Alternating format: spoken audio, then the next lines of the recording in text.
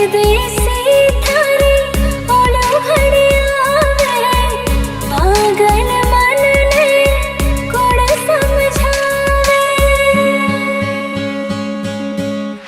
परदेसी थारी ओलो घड़ियावे, पागल मन ने कोण समझावे।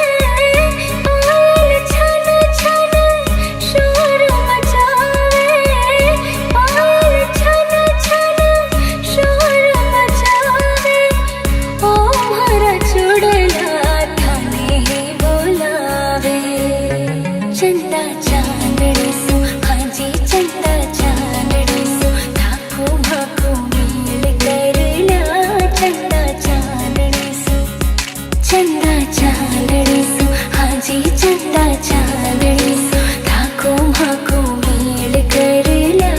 चंदा चांदड़ी सो, थाकी बातड़ला मैं आज पूरी रात करला। थाकी बातड़ला मैं आज पूरी रात करला।